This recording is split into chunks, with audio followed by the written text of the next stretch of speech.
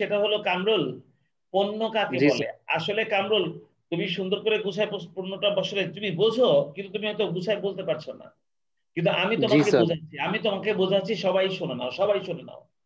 আসলে না, আমরা যে কারবার বা ব্যবসা করি, এই ব্যবসাটাকে আমরা সাধারণত 3 ভাগে ভাগ করি। একটাকে আমরা বলি সোল ট্রেডারশিপ বিজনেস। সোল ট্রেডারশিপ বিজনেস, যেটাকে আমরা এক মালিকানা কারবার করি। জি আর স্যার। আরেকটা হচ্ছে তোমার মার্চেন্ডাইজিং কনসার্ন, যেটাকে আমরা বাণিজ্যিক প্রতিষ্ঠান বলি। এক জায়গা থেকে কিনে আনে আরেক জায়গায় বিক্রি করে। একটাকে আমরা বলি ম্যানুফ্যাকচারিং কনসার্ন, এরা নিজেরা মাল বানায়, এবং নিজেরা সেই বিক্রিত মাল বাজারে বিক্রি করে। আর আরেকটাকে আমরা বলি সেবা দানকারী প্রতিষ্ঠান, তার মানে সার্ভিস প্রোভাইডিং কনসার্ন। এই 4 রকমের, 3 রকমের না, এই 4 রকমের ব্যবসা আমাদের হাতে রয়েছে। সোল স্যার ট্রেডারশিপ এক বিজনেস মালিকানা যেটা বললেন, এক স্যার মালিকানা, এক মালিকানা তোমার একটা দোকান আছে, এই দোকানের মালিক তুমি। এই দোকানে তুমি মাল বিক্রি করতেছো, বিভিন্ন ধরনের প্রোডাক্ট তুমি বিক্রি করছো। স্যার আবার এক জায়গা থেকে আরেক বিক্রি করতেছে। হ্যাঁ, আর অবশ্যই এই এক মালিকানার কারবারের মধ্যেও তুমি আবার তুমি সোল ট্রেডারশিপ বিজনেসের মধ্যে তুমি কিন্তু মার্চেন্ডাইজিং কনসার্নটা করছো। তখন এক জায়গা থেকে কিনে আনছো, বা তুমি অন্য কাস্টমারের কাছে বিভিন্ন প্রোডাক্ট তুমি বিক্রি করছো।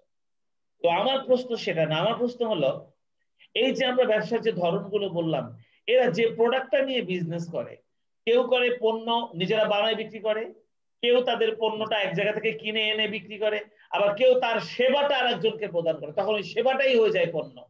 তখন আমরা পণ্য জি বলতে এই প্রোডাক্টটাকে বুঝি যেটা ব্যবসায় খাটানো হয়। তারপরে যে পণ্যটা ব্যবসায় ব্যবহার করা হয়, সেটাকেই আমরা পণ্য বা গুডস বলি। তাহলে বলো তো দেখি, আমি যদি চালের ব্যবসা করি, তাহলে আমার আসবাবপত্রটা কি আমার পণ্য হবে? না স্যার। না স্যার। হবে না। আমি যদি জামা কাপড়ের ব্যবসা করি, তাহলে বলতো আমার মেশিন বা আমার হোন্ডা বা আমার গাড়ি, এটা কি আমার পণ্য হবে? না স্যার, পণ্য হবে না স্যার। হবে না। আমি যদি যেটা ব্যবসা করবো। না স্যার। হ্যাঁ, আমি যদি এয়ার কন্ডিশনারের ব্যবসা করি, তাহলে এয়ার কন্ডিশনটা কিন্তু আমার পণ্য হবে, কারণ আমি এটা কিনাই না আবার বিক্রি করবো, ঠিক না বলো তো? জি স্যার। কিন্তু যদি আমি এয়ার কন্ডিশনটা আমার অফিসে লাগানোর জি জন্য স্যার। কিনে আনি, তাহলে কি এটা পণ্য হবে? না স্যার, এটা পণ্য হবে না তাহলে কিন্তু তখন। পণ্য হবে না। না স্যার। তাহলে তোমরা মনে রেখো, পণ্য বলতে আমরা সেই প্রোডাক্টটাকে বুঝবো, যেই প্রোডাক্ট আমরা ব্যবসায় ব্যবহার করব। অর্থাৎ আমরা কিনে আনবো আরেক জায়গায় বিক্রয় করার জন্য। আর আমিও স্যার তোমাদেরকে এখানে, স্যার হ্যাঁ বলো। ব্যবসায়ের বৈশিষ্ট্য হচ্ছে তো স্যার, যেটা মানে বিক্রি করার উদ্দেশ্যে। হ্যাঁ, বিক্রয়ের আর উদ্দেশ্যে। যে তার কোনো মানে আমরা কিছু যেটা আর কি যদি বিক্রয়ের ব্যবসায় উদ্দেশ্যে অন্তর্ভুক্ত করে স্যার, ওইটা যদি বিক্রয় করার উদ্দেশ্য হয় তাহলে সেটা ব্যবসায় পণ্য, পণ্য। তাহলে অবশ্যই ব্যবসায়িক পণ্য। রাইট। হ্যাঁ, এটাই আমি বলতে চেয়েছি, যে আমি যদি বিক্রয় করার উদ্দেশ্যে কোনো পণ্য ক্রয় করি, তবেই সেটাকে ব্যবসায়িক পণ্য বা পণ্য বলা হবে। তো এই জন্য দেখো, আমি এখানে লিখেছি, তোমাদের সঙ্গে কি স্ক্রিনটা শেয়ার করা হয়েছে? মনে হয়নি। না স্যার। না স্যার, এই যে হয়নি আমি স্যার। আমি স্ক্রিনটা শেয়ার করলাম, তোমরা এবার একটু খেয়াল করো। আমি তোমাদেরকে নতুন যে জিনিসটা এখন শেখাতে চাই, সেটা হচ্ছে ক্রয় জাবেদাটা, যে আমি তোমাদেরকে শেখাতে চাই। এই ক্রয় জাবেদাটার মধ্যে বেশি সময় লাগবে না, তোমরা একটু ধৈর্য ধরে দেখো, খুব দারুণ জিনিস শিখে দিতে পারবো। এখানে বলা হয়েছে যে সকল প্রকার ধারে পণ্য ক্রয় সংক্রান্ত লেনদেন লিপিবদ্ধ হয়। আবার ধারে ক্রয়কৃত পণ্য ছাড়া অন্য কোনো ঘটনা এখানে লিপিবদ্ধ হবে না। যদি তুমি পণ্য ছাড়া কোনো সম্পত্তি ক্রয় করো, এটা হিসাবে বসবে না। তোমরা ভালো করে খেয়াল করবা জিনিসটা। আর আমি এখানে একটা অঙ্ক তৈরি করেছি, এখানে মোট 3টা অঙ্ক তৈরি করা আছে। তার মধ্যে প্রথম অঙ্কটা আমি আজকে তোমাদেরকে সলভ করে দেব। আর প্রথম অঙ্কটা সলভ ক্রয় করা আমার জাবেদা স্যার। হ্যাঁ, ক্রয় জাবেদা। ক্রয় জাবেদা। আজকে আমরা আচ্ছা। ফার্স্ট ক্রয় জাবেদাটা শিখছি। আজকে আমাদের নতুন আলোচনা ছিল ব্যবসায় জাবেদা শ্রেণী বিভাগ। আমি ক্রয় জাবেদাটা আজকে শিখে তোমাদেরকে বাড়ির কাজ দিয়ে দিব। তোমরা আজকের মতো চমৎকার করে সবাই বাড়ির কাজটা করবো, আমি চেক করব। তারপরে আমি তোমাদেরকে বিক্রয় জাবেদাটা শেখাবো। এভাবে পর্যায়ক্রমে আমি সবকটা জাবেদা তোমাদেরকে শিখিয়ে দিব। তো চলো, আমি ক্রয় জাবেদা প্রথম অঙ্কটা পড়ছি, তোমরা সবাই মনোযোগ দিয়ে দেখো। তানভীর আহমেদ খন্দকার ঢাকার মোহাম্মদপুরে খন্দকার ব্রাদার্স নামে একটি ব্যবসায় প্রতিষ্ঠান চালু করেছে। 2020 সালের জানুয়ারি মাসের কিছু নির্বাচিত লেনদেন নিচে দেওয়া হলো। 1 নম্বরে জানুয়ারির 1 তারিখ সাগরের নিকট হতে ধারে পণ্য ক্রয় 13,000 টাকা। এখানে শর্ত 2/10 নিট 30। এই কথাটার মানে হলো, যদি সাগরকে আমি 10 দিনের মধ্যে টাকা শোধ করতে পারি, তাহলে সাগর আমাকে 2% বাট্টা দেবে, এটাকে নগদ বাট্টা বলা হয়। আর 30 দিনের মধ্যে সাগরকে অবশ্যই টাকা পরিশোধ করতে হবে। এই শর্ত দেখলে বোঝা যায় যে আমরা এটা ধারে ক্রয় করেছি। এবং আমি এই শর্ত মোতাবেক, আমার একটু বলেন তো স্যার শর্তটা। দেখো আমি এই শর্ত মোতাবেক যদি সাগরকে 10 দিনের মধ্যে টাকা পরিশোধ করি, তাহলে সাগর আমাকে 2% বাট্টা দেবে। এই 2/10 কথাটার মানে হচ্ছে তাই। যদি আমি সাগরকে 10 দিনের মধ্যে টাকা শোধ করি, তাহলে সাগর আমাকে 2% বাট্টা দেবে। 2/10 দ্বারা আমরা এই কথাটা বুঝি। তোমরা বুঝছো সবাই আমার কথা? আর নিট 30 এই কথাটার মানে 30 দিনের মধ্যে অবশ্যই সাগরকে টাকাটা পরিশোধ করতে হবে। এটা হচ্ছে আমাদের শর্ত। এই শর্তে আমরা সাগরের কাছ থেকে পণ্য ক্রয় করেছি 13,000। 2% বাট্টা দেবে, কিন্তু হ্যাঁ, পরিশোধ করতে যদি 10 দিনের মধ্যে, যেমন দেখো জানুয়ারির 1 তারিখে আমি পণ্যটা ক্রয় করেছি সাগরের কাছ থেকে, এখন আমি 10 দিনের মধ্যে অর্থাৎ জানুয়ারির 10 তারিখের মধ্যে যদি আমি সাগরকে টাকা পরিশোধ করে দেই, তখন আর 13,000 টাকা আমাকে দিতে হবে না। এই 13,000 টাকা থেকে 2% বাট্টা বাদ দিয়ে বাকি টাকাটা দিলেই হবে। সাগর আমাকে এই সুবিধাটা দিয়েছে। তোমরা কি আমার কথা বুঝছো? বুঝতে পারছি। আচ্ছা, এরপর দেখো সায়েম নাসেরের নিকট হতে ধারে পণ্য ক্রয় 20,000 টাকা। এখানে বলা হয়েছে কারবারি বাট্টা 5%। তোমরা একটা কথা মনে রেখো, কারবারি বাট্টা সবসময় পণ্যের মূল্যকে কমিয়ে দেয়। অর্থাৎ এই যে 20,000 টাকা আছে, আমি সরাসরি 20,000 টাকার 5% বাদ দিয়ে আমি খাতায় লিখবো। এখানে কিন্তু এই এই যে সায়েম নাসেরের কাছ থেকে আমরা ধারে পণ্য ক্রয় করেছি, এখানে যে কারবারি বাট্টার কথা আছে, যখনই অঙ্কে কারবারি বাট্টা থাকবে, তখনই সেই কারবারি বাট্টার অ্যামাউন্টটা যখন আমি লিখবো, তখন কিন্তু কারবারি বাট্টাটা বাদ দিয়ে আমরা সরাসরি ওই অ্যামাউন্টটা লিখবো। আমরা 20,000 টাকা লিখবো না, 20,000 টাকা থেকে 5% বাদ দিয়ে দিব। দেখো তো 20,000-এর 5% 1,000 টাকা হয় না? জি স্যার। তাহলে 20,000 থেকে 1,000 বাদ দিলে এখন অ্যামাউন্টটা কত থাকে? 19,000 স্যার। তাহলে আমরা যখন এই আইটেমটা লিখবো, তখন আমরা ডাইরেক্ট 19,000 লিখে দিব। তোমরা কি সবাই আমার কথাটা বুঝতে পেরেছো? কারবারি বাট্টায় যখন কোনো মাল ক্রয় করা হয়, তখন ওই বাট্টাটা বাদ দিয়ে বাকি টাকাটা হিসাবে লিখতে হয়। এখানে আমাদের টোটাল টাকার পরিমাণ 20,000। অনেক স্যার বলো বলো। স্যার আমরা স্যার স্কুলে যখন স্যার অঙ্ক করছিলাম, তখন স্যার কারবারি বাট্টা স্যার নিচে দেখাই দিছি আমরা। মানে নিচে উপরে বলে কোনো কথা নেই। মানে কারবারি বাট্টা আমাদের আমাদের টাকার অ্যামাউন্টের মধ্যে বসবে না। কারবারি বাট্টা থেকে এই অ্যামাউন্টটা বাদ দিয়ে বাকি টাকাটা টাকা বাদ দিয়ে স্যার বসাবো স্যার। নিচে স্যার কি করে দেখাতে হবে এটা? না না না, এটা তোমার ক্যালকুলেশন করে এখন দেখাতে হবে না, তুমি নিজে বুঝতে পারলেই হবে। ঠিক আছে, আমরা এখন একটু বড় হয়েছি না, আগে তো 9-10-এ ছোট ছিলাম, এখন একটু বড় হয়েছি না, বুঝছো? একটু একটু র্যাঙ্ক বাড়ছে তো আমাদের, তাই সবকিছু দেখানোর প্রয়োজন নেই। স্যার অনেক বাট্টা দেখি স্যার, মানে শুধু পার্সেন্টেজ করে রেখে দেয়, মানে আর কোনো বাদ দেয় না স্যার। ওইটা আবার কোন ক্ষেত্রে হয়? মানে পার্সেন্টেজ করে রেখে দেয়, বাদ দেয় না, এটা আমরা করতে থাকি, সেই আলোচনা পরে করব। আমরা করতে থাকি, এমন কোনো বাট্টা নাই যেটা খালি পার্সেন্টেজ করে রেখে দেওয়া হয়, বাদ দেওয়া হয়, এমন কোনো কারবার নাই। যেমন দেখো, এই যে একটু আগে আমি 2/10 নিট 30 যে কথাটা বললাম, এই কথাটার মানে হচ্ছে 10 দিনের মধ্যে যদি তুমি টাকা পরিশোধ করো, তাহলে তুমি 2% বাট্টা তুমি পাবা। এটাকে বলা হয় নগদ বাট্টা। তার মানে বাট্টা দুই ধরনের হয়, একটা হচ্ছে নগদ বাট্টা, একটা হচ্ছে কারবারি বাট্টা। সরাসরি লিখিত মূল্যের উপর যে বাট্টাটা হয়, ওটা কারবারি বাট্টা।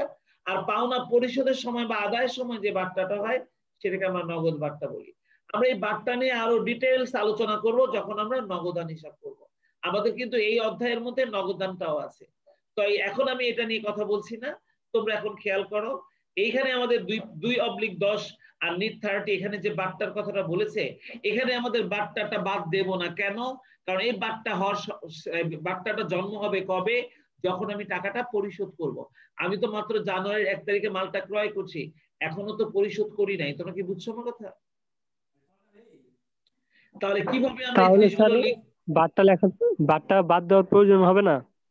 এখানে কোনো বাট্টা বাদ দেওয়ার প্রয়োজন হবে না জানুয়ারির 1 তারিখের ঘটনায়। কারণ এই বাট্টাটা আমরা কখন বাদ দেব? যখন আমি টাকা পরিশোধ করব তখন। ঠিক আছে, এর আগে না। সেজন্য এখানে আমরা খালি শর্তের মধ্যে লিখে দিব, কিন্তু এই টাকার অ্যামাউন্টটা 2% দিয়ে যা আসবে ওইটা লিখে দিব স্যার 13,000-এর মধ্যে। 13,000 লিখে দিব। কিন্তু কারবারি বাট্টাটা যখন আমরা লিখবো, তখন আমরা এই 20,000 থেকে 5% বাদ দিয়ে লিখবো। তোমরা এখন এক্সাইটেড হইও না। আমি পুরো 1 নম্বর অঙ্কটা তোমাদেরকে হাতে হাতে করানোর জন্য আমি কিন্তু ঘর টেনে রেখেছি। আমি পুরো অঙ্কটা হাতে হাতে করাবো, তারপরে তোমাদের ছুটি হবে, মানে তারপরে তোমরা অন্য অঙ্ক করবে। কি বলছি বুঝছো? মানে বাকিগুলো করবে। এখন এত এক্সাইটেড হয়ে না, আমি আইটেমগুলোকে একটু বুঝাই দেই। এরপর দেখো, সারোয়ার আহমেদ সাহিলের নিকট হতে পণ্য ক্রয়। স্যার প্রশ্নগুলি স্যার স্ক্রিনশট দিয়ে নি স্যার। আমি পিডিএফ পাঠাবো, আমি বলছি না আমি পিডিএফ দিয়ে দিব, তোমার স্ক্রিনশট লাগবো না। Okay sir. খালি মনোযোগ দিয়ে দেখো, এত এক্সাইটেড হয় না।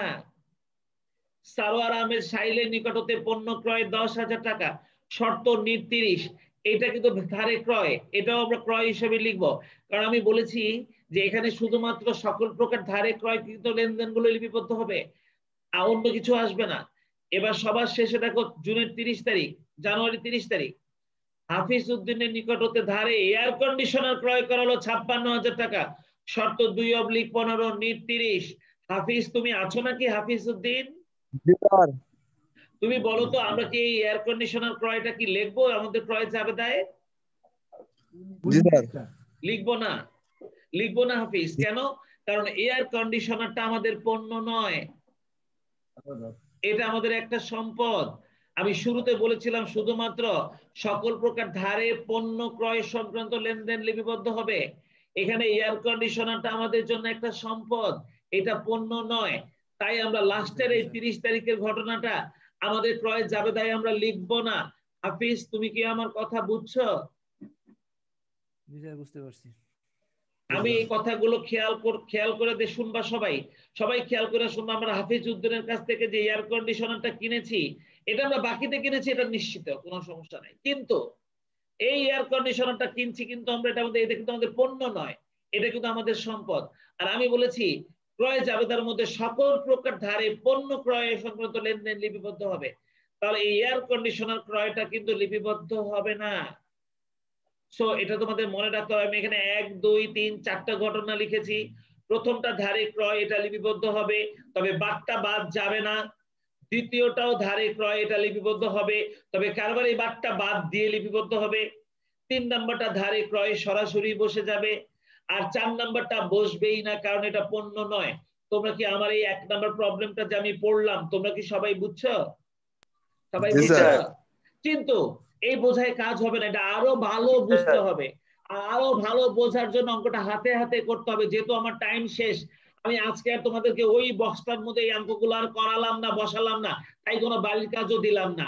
আগামী ক্লাসে যেদিন আমি বসবো, সেই দিন আমি এই 1 নম্বর অঙ্কটা তোমাদেরকে সুন্দর করে করাবো, তখন তোমাদের বাকি 2টা বাড়ির কাজ দিয়ে দিব।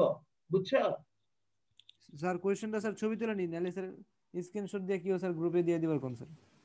ও তাহলে পিডিএফ লাগবে না তো দাও, দাও স্ক্রিনশট দাও, দাও স্ক্রিনশট দাও। এত স্ক্রিনশট দেওয়ার শখ হইছে, দাও। ফিল্ম তো লাগে না, দাও। নাফিস জি স্যার। এসএস দিয়ে দাও। হ্যাঁ বন্ধু, তাহলে তুমি এসএসটা মাইরা দাও। মাইরা দিয়ে এটা গ্রুপে দিয়ে দিও, বুঝছো? নাফিস এটা গ্রুপে দিয়ে দিও, হ্যাঁ বুঝছো? দিছি স্যার, দিছি। তাহলে কি আমি পিডিএফটা দিব না কাও? দিব না দিয়ে দেন স্যার। না দিলেও চল, না দিলেও চল। না দিলেও চলবে স্যার, দিলে ভালো। না দিলেও চলবে, দিলে ভালো। আচ্ছা ঠিক আছে, আল্লাহ হাফেজ। আজকে এই পর্যন্ত। নতুন হাজিরা শুধুমাত্র হবে খন্দকারের, তাই না? আসসালামু আলাইকুম স্যার। ওয়ালাইকুম আসসালাম। আপনার ভিডিওটা দিয়ে দিয়েন গ্রুপে। 411 জি স্যার। 418 প্রেজেন্ট দিয়েছেন? 411 দিয়েছি। 412 স্যার ভিডিওটা দিয়ে দিয়েন আপনার গ্রুপে। দিব 412 হ্যাঁ দিয়েছি স্যার। 18 418 দিয়েছি, 423 দিয়েছি। Thank you sir. Sir leave নিলাম। আচ্ছা, আল্লাহ হাফেজ।